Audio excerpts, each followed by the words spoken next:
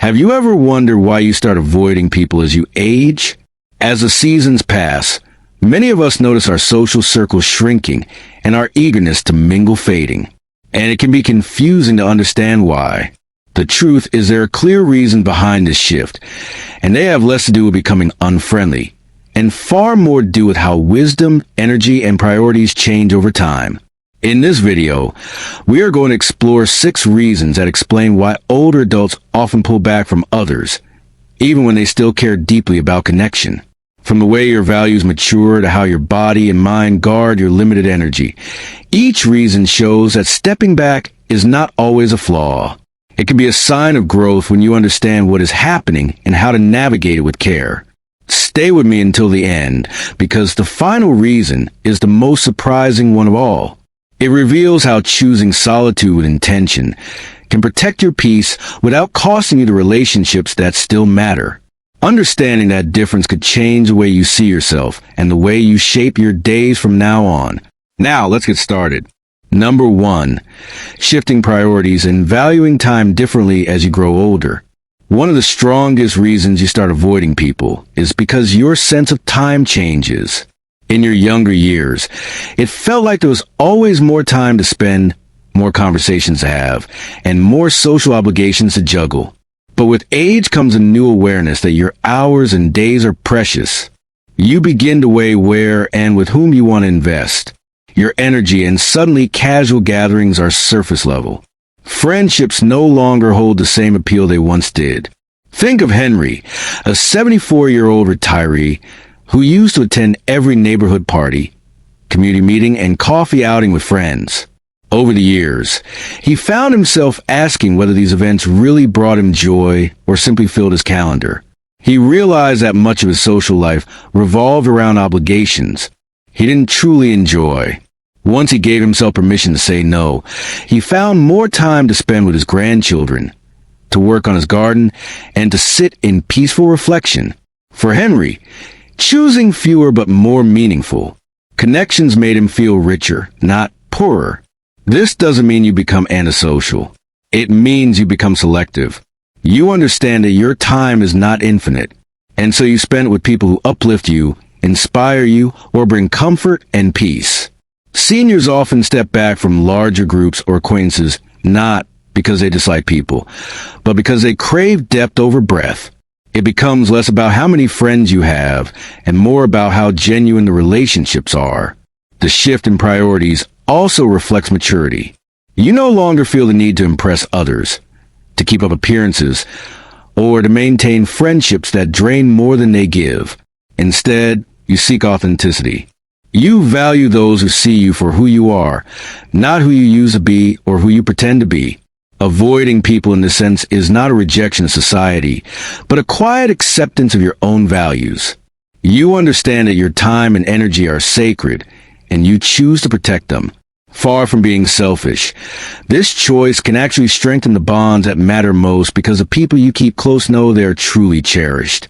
Number 2, protecting your limited energy.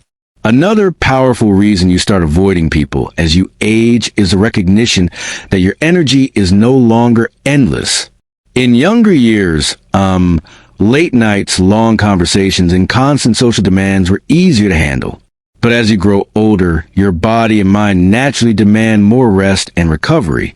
Even joyful gatherings can leave you feeling drained, and you begin to recognize that not every social obligation is worth the toll it takes on your well-being. Consider Alice, a 78-year-old woman who loved hosting dinner parties. When she was younger, she would spend hours cooking, serving, and chatting with friends until midnight. As she entered her later years, those same evenings left her exhausted for days afterward. At first, she felt guilty for pulling back. But eventually, she understood that conserving her energy was an act of self-care, not selfishness. She chose smaller gatherings, earlier visits, and quiet afternoons with 1 or 2 close friends instead of large crowds. By doing so, she preserved her strength and enjoyed deeper, more meaningful connections. Protecting your energy means becoming more aware of how certain people and situations affect you. Some relationships feel nourishing, leaving you calm and happy, while others stir up stress arguments, or feelings of being drained. With age comes a wisdom to choose which ones to welcome and which ones to limit. You no longer have the luxury of pouring yourself out endlessly, so you begin to pour carefully and intentionally. This change often looks like avoiding large crowds, declining invitations that feel more like duties and joys, or limiting time with those who bring negativity into your life. Rather than spreading yourself thin, you give your best energy to the people and activities that truly matter. The goal is not to isolate, but to preserve the strength you need for the things that give your life meaning. Seniors often find that protecting energy is a difference between living in constant fatigue and living with steady joy. By stepping back from unnecessary demands, you allow yourself the freedom to stay active, engaged in content on your own terms. If you're still watching this video and finding these insights valuable, please comment number 2 below to let me know you're here. And if you haven't subscribed yet, I recommend you subscribe and turn on the bell so you don't miss any videos. Your support helps us continue creating good content to inform and inspire you. Now let's move forward. Number 3, losing patience for shallow conversations. As you age, another reason you begin to avoid people is because your tolerance for small talk and meaningless chatter starts to fade. In your younger years, you may have endured hours of polite conversations about the weather, gossip, or trivial matters just to be social. But with time, you realize that those exchanges rarely nourish the heart or the mind. Instead, you long for discussions that carry weight, conversations about family, faith, memories, or even the simple joys of everyday life. Think about Gerald, an 82-year-old who used to meet his old colleagues for lunch every month. At first, the gatherings were enjoyable, but after a while, he noticed the talk never went deeper than complaints about traffic, politics, or old office drama. Gerald found himself leaving those lunches feeling empty, as though he had wasted energy on words that didn't matter. Eventually, he chose to spend more time with his granddaughter, who loved hearing his stories about the past. Those afternoons left him feeling enriched, not drained, because the conversations held real meaning. This shift is not about disliking people. It is about valuing truth and depth. With age comes the awareness that life is too short for constant surface-level chatter. You want to share laughter that feels genuine, wisdom that matters, and moments that leave a lasting impression. Conversations that lack substance start to feel like noise, and so you step back from them. For many seniors, this means choosing fewer social settings, but finding richer ones. It might be talking with an old friend about shared memories, mentoring a younger person, or simply sitting quietly with someone who listens. These connections bring more satisfaction than any number of shallow interactions ever could. Avoiding people in this way does not mean you are cold or unfriendly. It means you have discovered the power of meaningful communication. You understand that every word in every moment counts. By walking away from empty exchanges, you make room for the kind of conversations that give your later years depth, dignity, and joy. Number 4, guarding yourself from disappointment and loss as the years go by. Another reason you begin to avoid people is the deep awareness of how fragile relationships can be. You've lived long enough to see friends move away, grow distant, or pass on. Each loss leaves a mark, and after enough of them, the heart becomes cautious. Rather than opening yourself up to new connections that might one day bring pain, you may quietly retreat, convincing yourself it is safer to be alone. Ella Lehner, a 79-year-old widow, experienced this after losing her closest friend of 40 years. For months, she avoided invitation from neighbors, fearing that getting close to someone new would only lead to more heartbreak. She admitted later that her silence wasn't about disliking people. It was about protecting herself from the grief of another goodbye. Yet, when she finally joined a quilting group at her local center, she found that new friendships did not replace her loss, but helped her carry it with greater strength.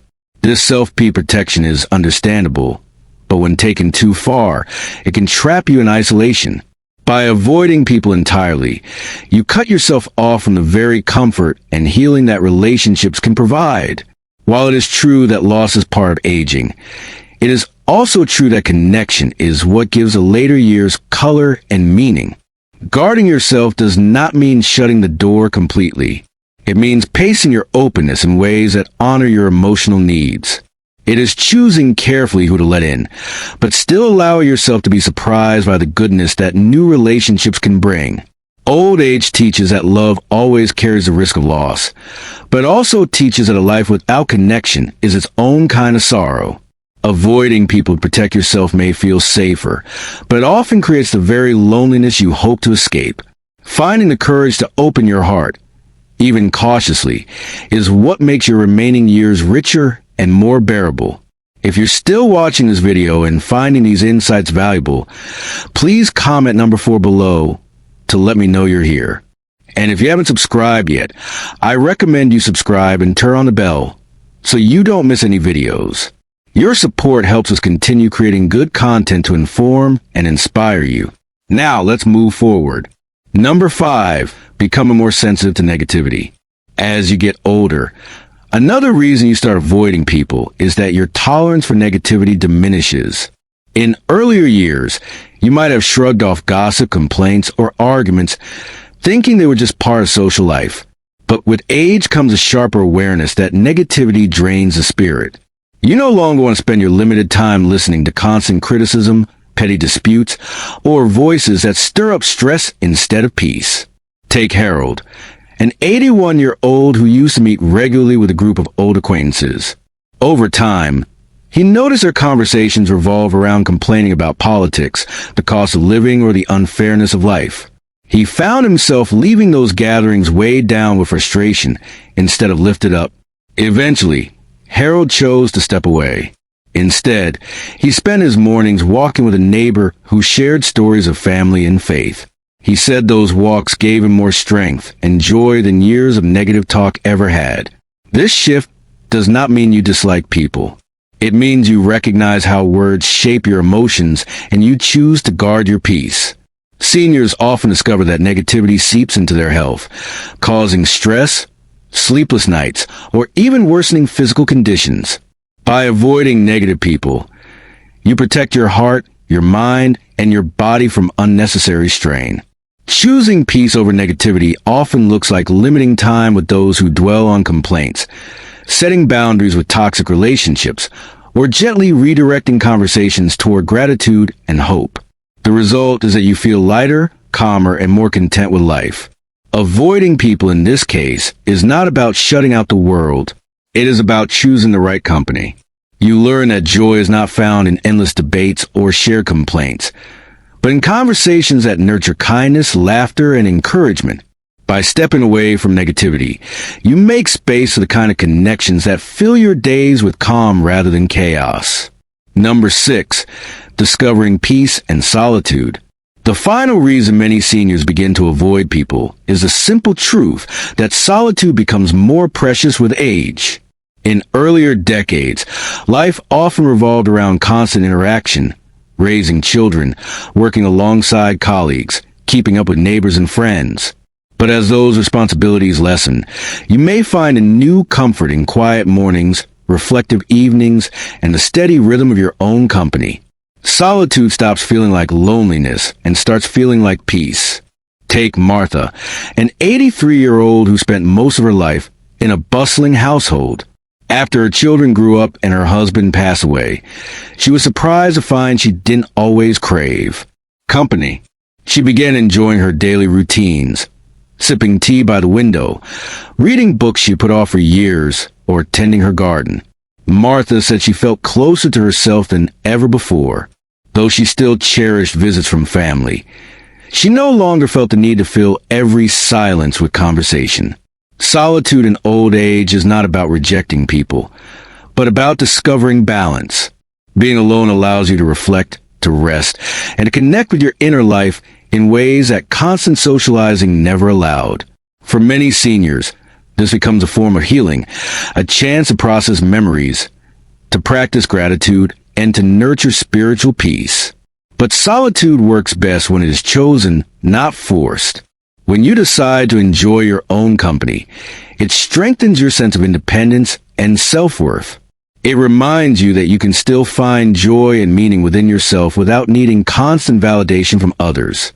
Seniors who embrace solitude with intention often find they are more content when they do choose to connect with people because they are doing it out of desire, not out of pressure. Old age reveals that peace is not always found in crowds, but often in quiet moments where you can breathe, reflect, and simply be. Avoiding people in this case does not mean you have lost interest in life. It means you have found a new way to appreciate it. If you're still watching this video and finding these insights valuable, please comment number 6 below to let me know you're here. And if you haven't subscribed yet, I recommend you subscribe and turn on the bell so you don't miss any videos. Your support helps us continue creating good content to inform and inspire you. Now let's move forward. Final thoughts. Aging changes the way we see the world, and it certainly changes the way we relate to people. What once felt necessary, large gatherings, constant phone calls, or always being available, may no longer feel as important. Instead, we begin to value our time, protect our energy, and choose relationships that truly nourish us. This does not mean we are becoming cold or distant. It means we are becoming wiser about how we spend the years ahead. Every reason we explore today, whether it was a need to protect emotional well-being, the shift in priorities, or the discovery of peace and solitude, points to the same truth: with age comes clarity. You realize you no longer need to chase approval or stretch yourself thin. You begin to live life on your own terms, and that is something to be proud of. But let me remind you of this. While it is natural to step back from certain connections, it is also important to hold on to the bonds that matter most. A good friend, a caring neighbor, or a loving family member can make all the difference in your later years. Avoiding people for the sake of peace should never mean isolating yourself completely. Balance is the key. So if you sometimes find yourself avoiding people more than you used to, take it as a sign of growth rather than loss. You are not withdrawing from life. You are curating it. You are choosing to fill your days with meaning, comfort, and people who add light to your journey. And that, my friend, is one of the greatest freedoms that aging brings. Thank you for joining us today. We'd love to hear from you.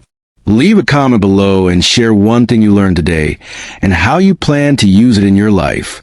Your thoughts are important to us, so don't hesitate to share them.